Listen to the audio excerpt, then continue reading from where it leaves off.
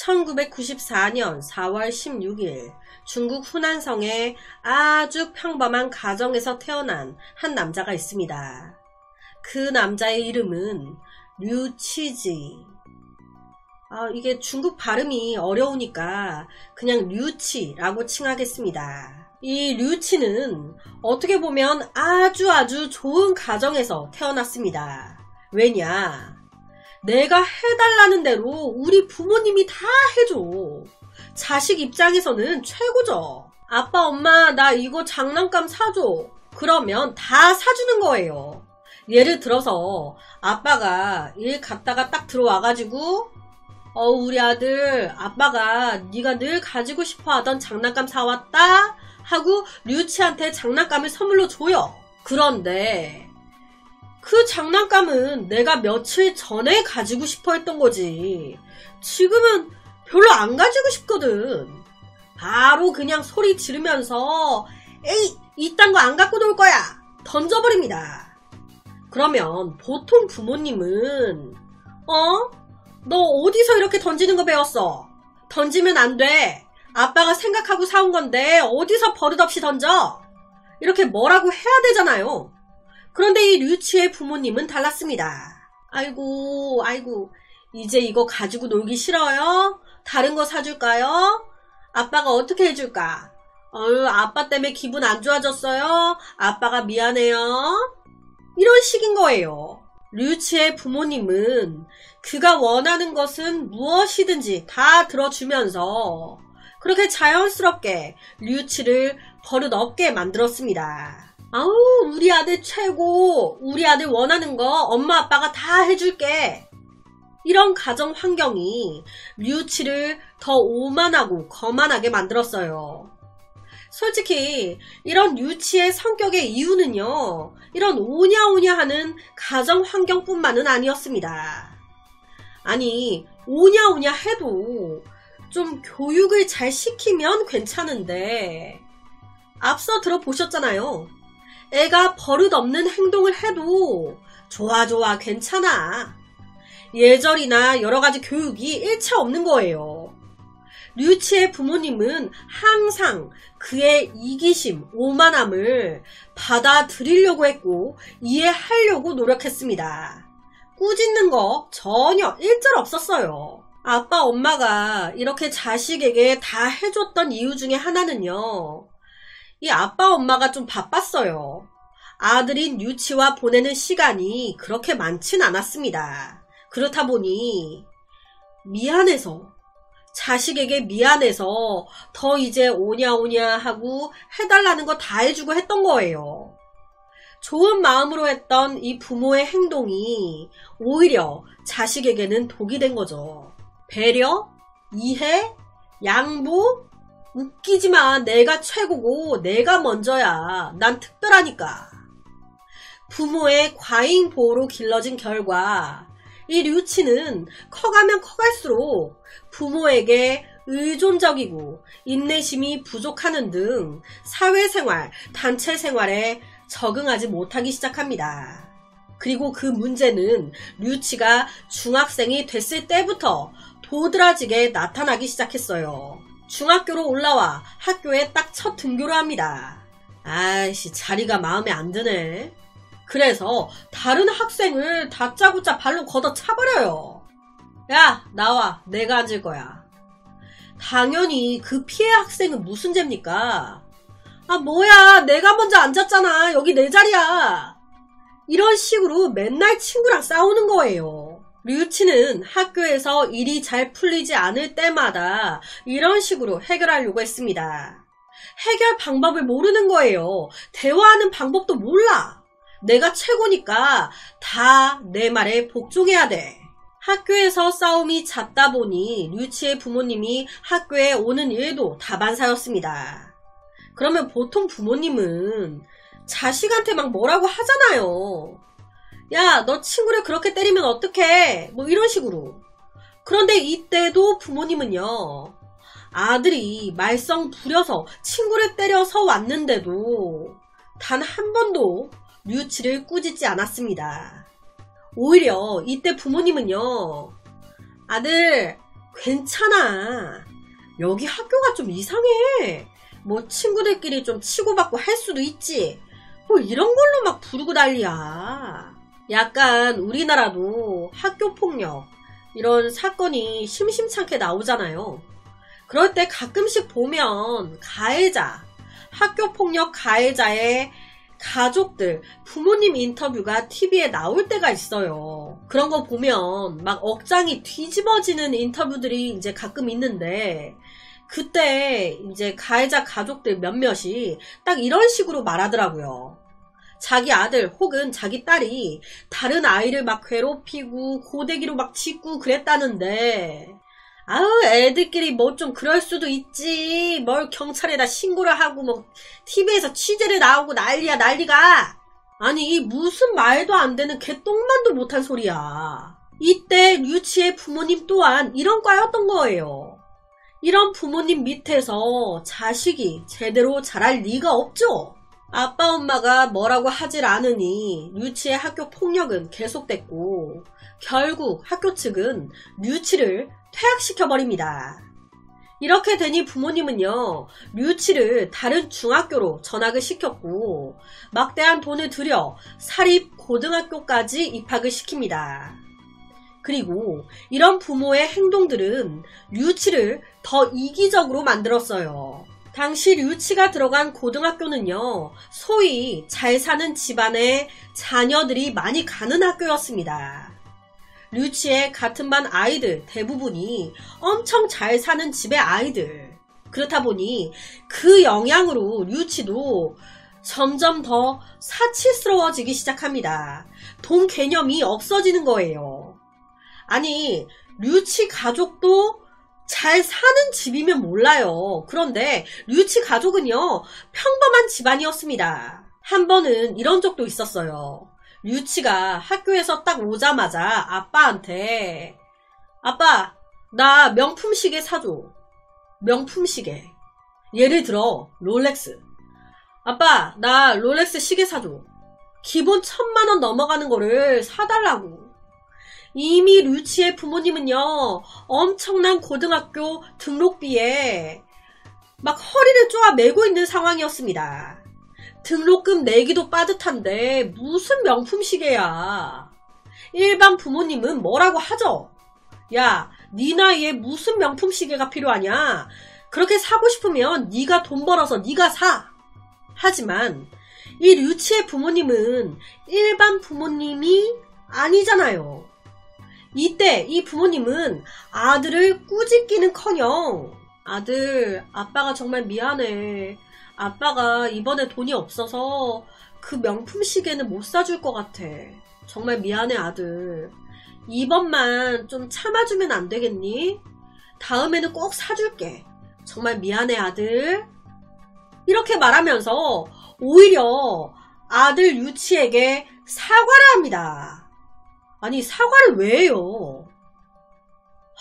이런 아버지의 사과를 마음 아프게 좋게 류치는 받아들였을까요? 그랬을 리가 없죠.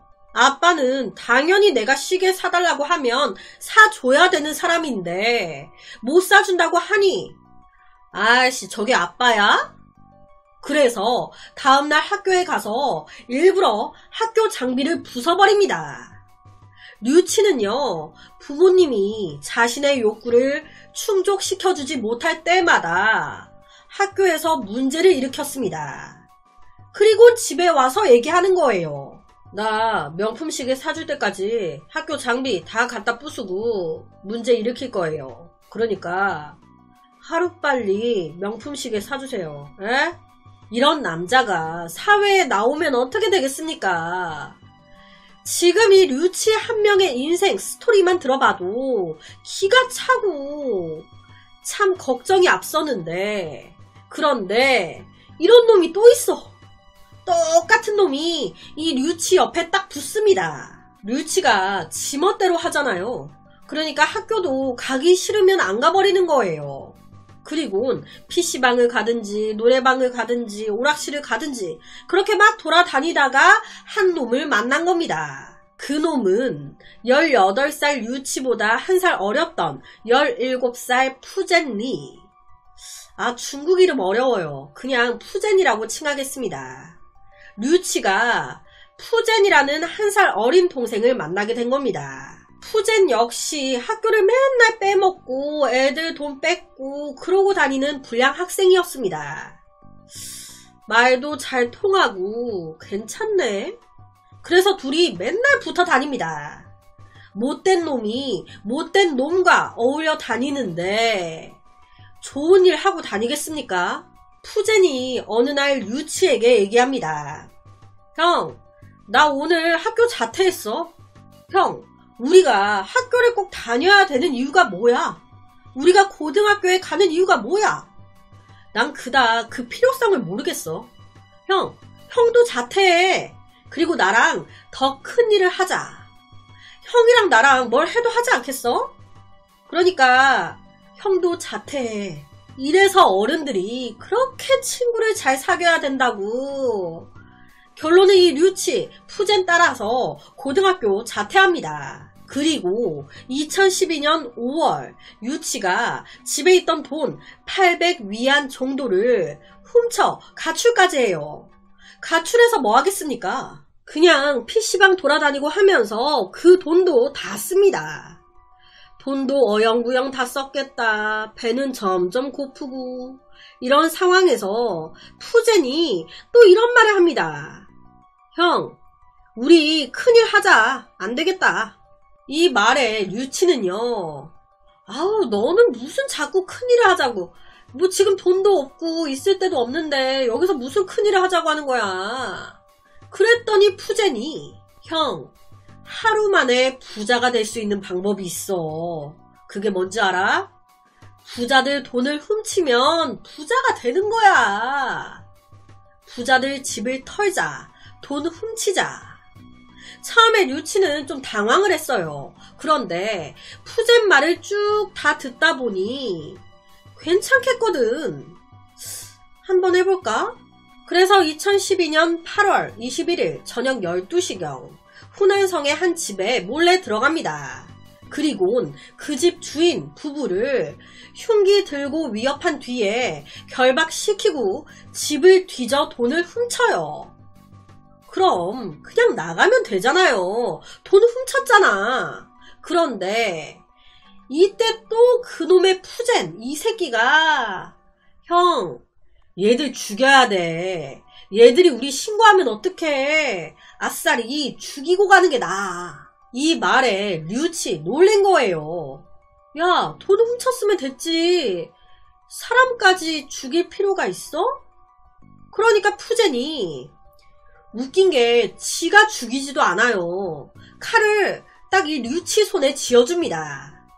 형은 할 수 있어. 죽여. 할 수 있어. 당연히 류치는요 못한다고 몇 번 거절했습니다. 하지만 푸젠은 단호했어요. 죽이라니까. 할 수 있다니까. 형 얼른 해야 돼. 어영부영 하다가 경찰 온다니까. 얼른 죽이라고. 둘이 이렇게 막 실랑이를 하면서 푸젠이 계속 이렇게 늦장 부리면 경찰 온다 뭐한다 얼른 해라 막 하니까 류치가 공황 상태에 빠진 거예요. 어떡하지? 그러다가 아싸리 모르겠다. 이 부부에게 칼을 휘두른 겁니다. 그렇게 강도뿐만이 아닌 살인까지 저지른 거예요. 지금 들어보시면 이 류치는요 거의 뭐 푸젠의 소나기에 있다고 봐도 과언이 아니에요. 푸젠이 시키는 대로 하고 있는 거예요. 그 후에 이들은요 버스를 타고 광둥성으로 도망쳤습니다. 버스 안에서 이 둘의 표정은 너무 어두웠어요. 사람을 죽였다는 죄책감 때문이었을까요? 아니요, 전혀. 사람까지 죽였는데 홀랑 가지고 나온 돈이 1000위안 정도밖에 안 되네. 현재 환율로 계산해 보니까 한 18만원 정도 나오더라고요. 사람까지 죽였는데 18만원 밖에 못 건졌어. 그래서 표정이 어두웠던 거예요. 푸젠은 다시 얘기합니다. 형, 우리 다음 타겟은 좀 더 부자인 애들을 노려야겠어. 어중간한 애들 노렸더니 돈이 이거밖에 안 나오잖아. 그래서 불과 4일 후인 2012년 8월 25일 또 들어갑니다. 그래서 그 집주인을 또 죽여요.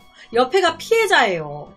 돈을 훔쳐나온 이들은 운남성의 고향으로 돌아갔고, 그곳에서 그들은 8월 29일과 30일 이틀 동안 지나가는 여성, 그리고 호텔 주인, 그의 옆에 어린 딸 등등 3명을 더 죽입니다. 그러니까 남녀노소 안 가리고 다 죽이는 거예요. 이 어린 2살 배기 애까지 죽였어요. 그러니까 살인에 대해서 좀 그런 게 죄의식 이런 게 없어지는 거죠. 이들의 살인 목적은 오롯이 돈이었습니다. 여기서 둘 다 똑같은 놈이지만 이 살인을 더 즐긴 건 푸젠이었어요. 푸젠이 막 더 흥분하기 시작하는 거예요. 실제로 이놈이 자기 소셜미디어에 나는 많은 사람들을 죽였어. 하지만 경찰은 여전히 날 못 찾고 있지. 난 계속 더 죽일 거야. 라고 적기까지 했습니다. 푸젠은요, 완전히 살인의 흥미를 느꼈고 즐거워했습니다. 하지만 이와 반대로 의외로 류치는 달랐어요. 이들의 마지막 범행은요, 호텔 주인 살해였습니다. CCTV 카메라와 목격자들에게 목격이 되면서 푸젠은 2012년 9월 6일, 류치는 다음 날인 2012년 9월 7일 이제 경찰에 체포가 됐어요. 경찰 치조를 하면서 류치는요, 하염없이 눈물을 흘렸습니다. 그러면서 정말 피해자들에게 죄송합니다. 제가 이제 평생 내 죄를 속죄하며 살겠습니다. 정말 죄송합니다. 류치는 재판 과정에서도 유족들에게 여러 차례 고개를 숙이면서 사과했습니다. 하지만 중국은 안 봐주죠. 아무리 눈물로 호소해도 네가 살인을 저지른 건 맞는 거고 피해자들 다 죽이고 나서 눈물로 호소해봤자 뭐하니. 네가 운다고 피해자들이 살아 돌아오는 것도 아닌데. 시야가 없습니다. 재판부는 류치에게 사형을 선고했습니다. 그렇다면 같이 범행을 저질렀던 푸젠은 어떻게 됐을까? 푸젠은요, 종신형을 선고받았습니다. 아니, 왜 같은 범행을 같이 저질렀는데 왜 류치는 사형이고 푸젠은 종신형이야? 그게요, 왜 그러냐면 사건 당시에 류치는 18살, 푸젠은 17살이었어요. 중국은요, 18살 미만의 사람에게는 사형 집행을 하지 않는다고 합니다. 그래서 두 사람이 같은 죄를 지었음에도 불구하고 류치만 사형을 선고받은 거예요. 그리고 2015년 2월 13일 류치 사형 집행됐습니다. 류치는요, 마지막 사형 집행날 이렇게 말을 했다고 합니다. 막 울면서 돌이켜보면 부모님은 항상 내 행동에 대신 책임을 져주셨습니다. 그래서 저는 내 행동이 잘못됐다는 것도 몰랐고 내 행동에 내가 책임지는 이런 것에도 익숙하지 않았고 살면서 저는 제 행동에 대해 한 번도 사과한 적이 없었습니다. 그렇게 살았던 남자가 태어나 처음으로 눈물로 사과를 했습니다. 하지만 아무리 사과를 해도 류치가 저지른 범죄는 용서받을 수 있는 게 아니었죠. 류치는 총살형으로 죽었습니다. 참 그렇죠. 두 사람이 같은 범행을 저질렀는데 같이 했는데 한 명은 사형, 한 명은 종신형.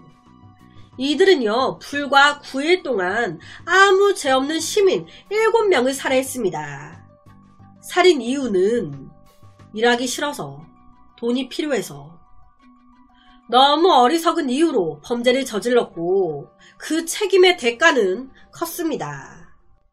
그래서 오늘은 참 많은 생각이 드는 중국에서 일어난 연쇄 살인 사건을 가지고 왔습니다.